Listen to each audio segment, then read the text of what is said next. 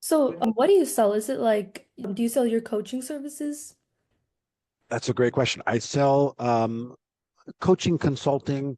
Mhm. I work with 6 to 8 figure entrepreneurs around the world Mm, who are experts at what they do, but they might be missing a few pieces. So it could be the words that they've got on their websites or on their sales funnels that sell their expertise. And I'm a direct response copywriter originally.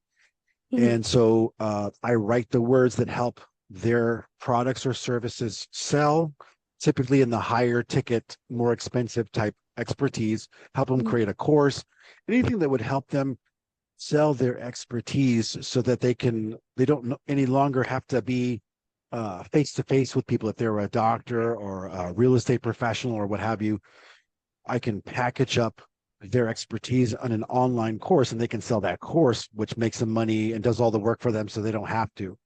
I'll create the systems, the online sales process called the sales funnel mhm, that step by step will sell their course or their product or whatever it is mhm. online so they don't have to be there. So anything digital, but just taking a data dump and taking all their expertise and then selling that online is how I help them. Okay, that's nice. And then do you so kind of like specific to my event in the competition, what I'm supposed to be doing is I'm supposed to play the role as a CRM sales representative for a company, and I am meeting with a client who's my judge at competition, and they are supposed to play the role as like a small business owner in like the Sure. restaurant industry. So I'm trying to learn a little bit more about like CRM and how to like approach customers itself and like kind of build the relationship. So, say if you were in the role as me being like a sales representative and meeting like a restaurant owner, how would you start off like build the relationship and like sell like the software itself? I love that. This is awesome. This is fun for me. I'm like I said before, I'm so impressed. I wish I would have done this when I was your age. This is great. Yeah.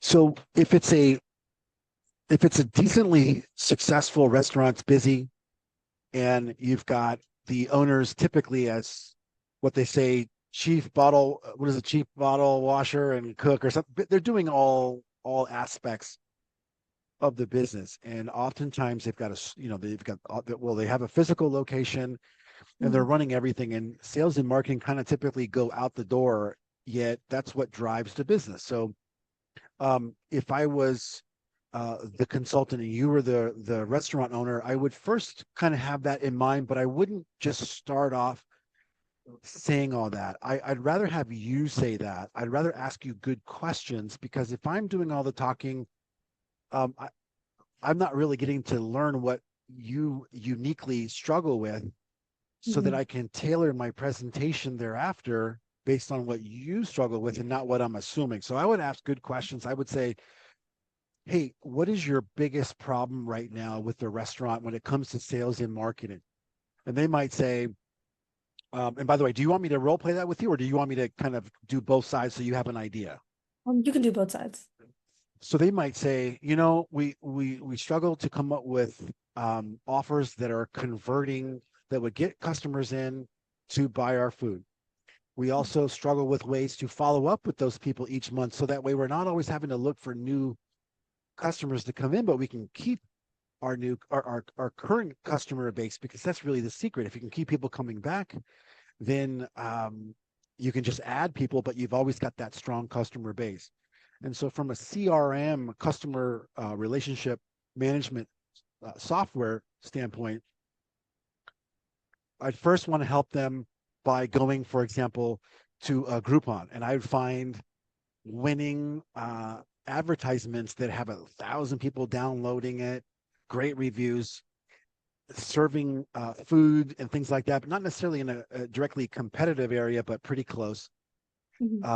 Or maybe even go outside of that, but find offers that have already worked. I don't want to reinvent the wheel. So I would tell them, we don't want to reinvent the wheel. We want to find offers that have already proven to work. We've got over 1,000 um, 5-star reviews or people that have downloaded the coupon, and let's model that and let's install that into your restaurant. Number one. Number two, let's have some follow-up systems via email or SMS, um, so that way we can let people know of our monthly specials each month. So that way we can give them reasons to come back and visit with us. Something, 10% off of this or 5% off of that, to get them in, and knowing that when that one customer comes in, usually they'll bring family or friends and they'll come in and spend money. Does that help? Mhm. Yes, that helps. That helps a lot. Okay. So, do you have any experience doing that yourself? Like, have you worked with clients like that in retail? Well, yeah, we have a photography. My wife and I own a fine art photography business, so it's a physical storefront. Although I'm 100% digital worldwide because I can be anywhere like Starbucks here. Mm. Um, our storefront is, where people come and they get fine art photography from us. Oh, okay, that's nice. So, so like you were talking about your first 2 points when you were meeting the restaurant client, what do you think are like so like from based on maybe like some clients you've met before, what do you think like even maybe not restaurants, like in the retail industry itself, why do you think they would reach out to a CRM representative in the first place so I can kind of know like maybe what challenges they may be facing? They say that the fortune is in the follow-up, and most small businesses, whether it be a retail restaurant or something, don't have follow-up systems in place. And so if the fortune is in the follow-up and they don't have follow-up systems, Mm. they're missing out on easy revenue, because if someone has taken the time effort to find them, online, then and they come into their restaurant and dine with them, it's crazy not to have a way to follow up with them. Also, reviews are incredibly important. So the CRM that I would use would help them get reviews from each of these people that come in, these patrons that favor them with their work, with their business. Because if you're not in the first five or so uh, of a Google search or a Yelp search, then you're missing out. And the simple solution to that is just to make sure that you're getting automated reviews from each person that comes in, Mm. so that way you make sure that you rank up high, and also people choose your restaurant over your competitors. Mhm. Okay. And then you also said, I mean, what type of CRM systems do you think have you used before? Like what do you find like works best and what doesn't? Go high level. I love. Yeah, go high level is the one that I personally use, and I also promote and help people get access to. And I provide them with $3,486 worth of free bonuses just for getting that through me. So when they do that, I understand that it's a very robust and even confusing software tool. They don't know how to use it, and they don't know how to set it up. So it's like having this treasure chest, but you don't have the key to unlock it. So I help them by giving them the tools to use it, and the understanding on how to make it work for their business. Okay. So go high level is what it was called. Yeah. Okay, let me check that. Okay. And then kind of going away from like the restaurant industry for generally giving like a consultation or a sales pitch, well, how do you structure that? How do like if I were meeting the client, how would I like go on and like kind of step by step, how would I approach the whole meeting?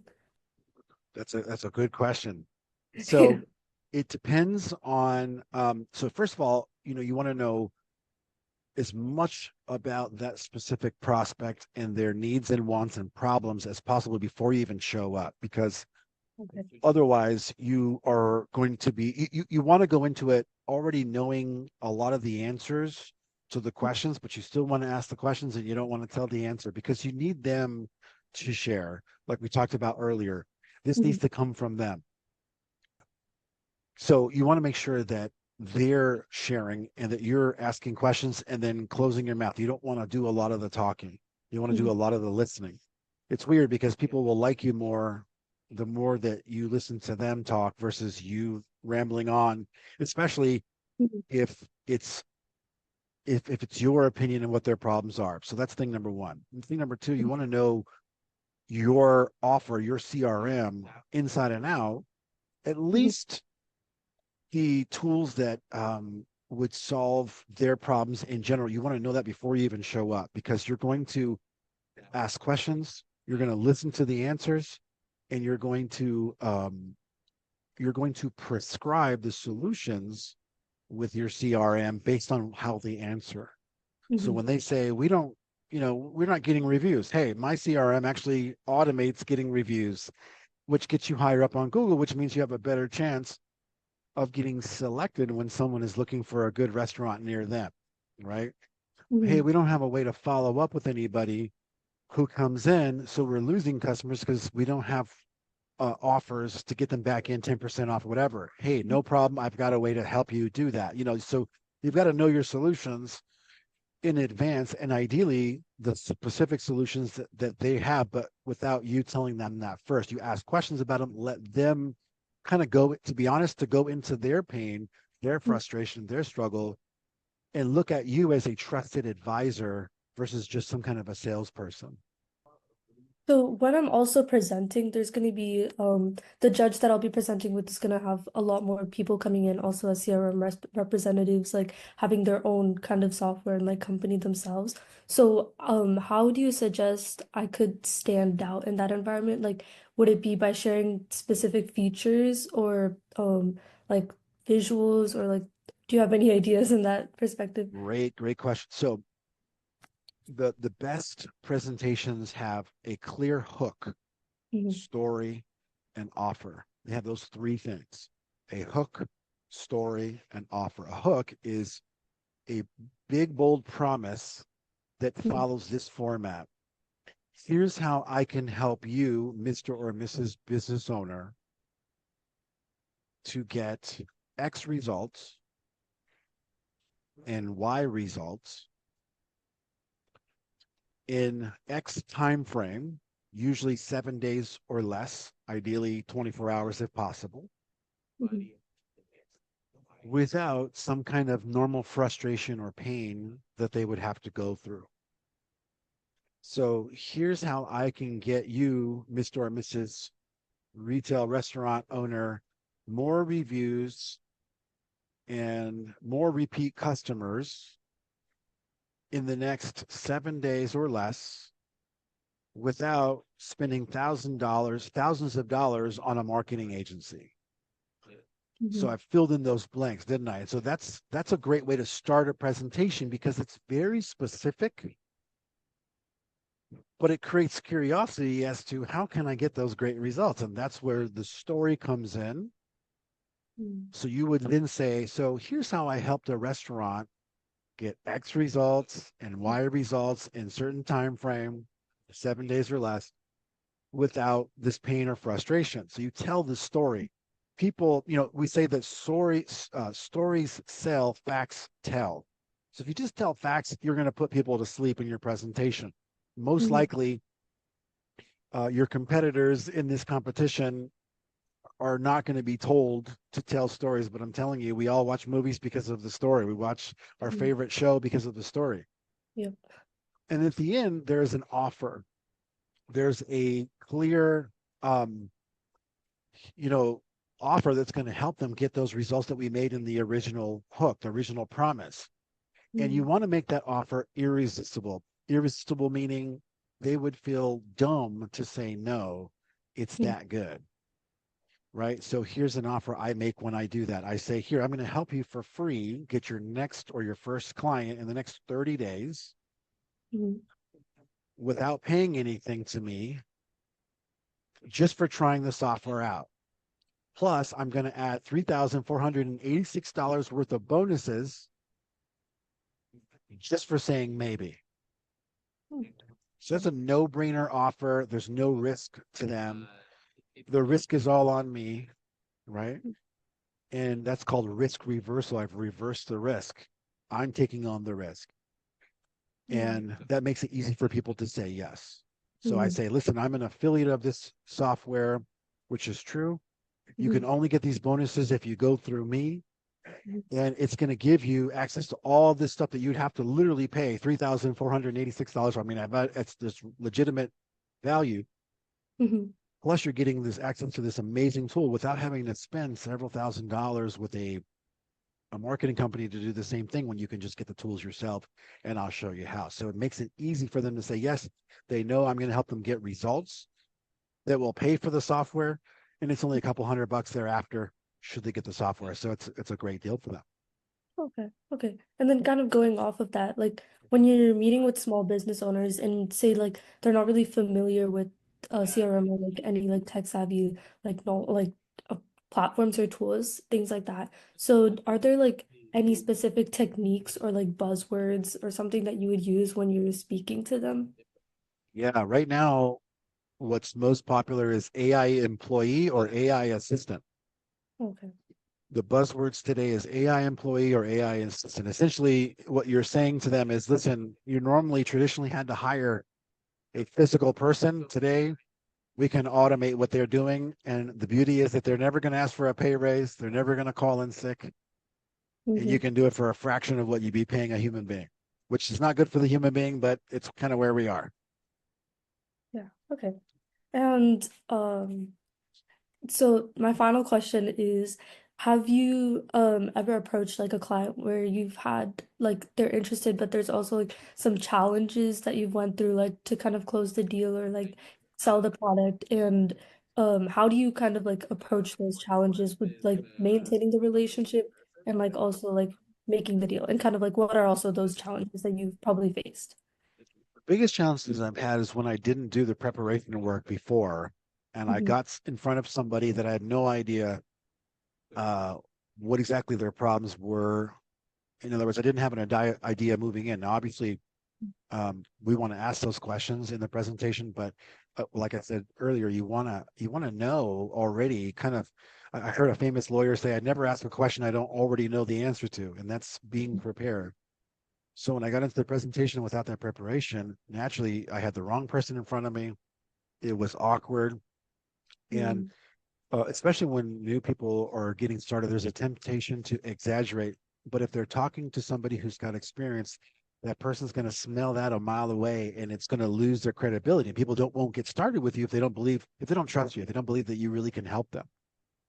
And so, wasn't being prepared, had the wrong person in front of me, or maybe I didn't understand my uh, my CRM or my products as thoroughly as I needed to. So, like a doctor prescribes medicine after they do a thorough analysis first, a salesperson should know um, what they can prescribe, but they first do a thorough analysis and then they prescribe just what the person needs and not more and not less. So Mm-hmm. that's when I found myself in those positions, it was because I had not done my homework. Okay. Okay. And then say if you did kind of do some knowledge, but then you get some challenging questions and you still don't know the answer like on the spot, how do you like answer that and go approach that? Great question. I tell them I don't know the answer, but I'll get back with you on this. Great question. There is a great framework that we use, and it's called Feel, Felt, Found. I know how you feel. Mm-hmm. I felt the same way, and here's what I found, or I'll find out. Yeah, if you try to make something up again, they're going to smell it a mile away. If you're honest and say, listen, I don't know, Yeah. but I know how you feel. I know why that's a concern. I have felt the same way. Let me go find out. There's some people that are smarter than me. So you just take a Mm-hmm. humble approach and say, there's people that are Okay. smarter than me. Let me go find out, and I'll get back with you within the next 24 hours. Is that fair enough? Mm, okay. And usually, you're not going to get anybody arguing with you about that. Yeah, that's good. Okay. Well, yeah, those are kind of all the specific questions I kind of had in mind that I wanted to ask. Great So questions. yeah, thank you. And it was really helpful like speaking about this and like hearing it from you too. So do you kind of have like any final like tips for like someone going into consulting itself and like sales like overall? There's no shortcut. I used to go door to door, which I don't necessarily recommend, but I recommend in the sense that it taught me how to sell on the fly. Like you and Mm. I are just meeting for the first time, right? Yeah. And I was in that position, but face to face, walking in with no appointment, nothing, and Yeah. just on the fly. And it was hard, but it was probably some of the best training I've ever got. That said, You don't need to do that. Mm. In your career, you can. I would ask for referrals. I would post on social media. You're going to know that better than I did at that time. And I would do a lot of social media posting, and I would just get clear about who I'm going to serve, what problem I help them with, and then post about that. Grab your phone, and hey, today, I'm talking about X problem, and here's how I solve it. And what'll happen instead of you walking in cold like I did, you can have people coming to you, Mhm. and then it's a matter of seeing if they're a fit. But because you're talking about problems that you can solve, usually that'll attract people that are good fit for you, and it makes the sales presentation go real easy. And then just rely on tools that you can demonstrate, especially if it's CRM, demo the CRM so they can see it work, Oh, okay. and that makes it real simple. Does that help? Yeah, that helps. Okay, well, that's all the questions I have. Thank you so much Pleasure. for taking the time to talk to me today.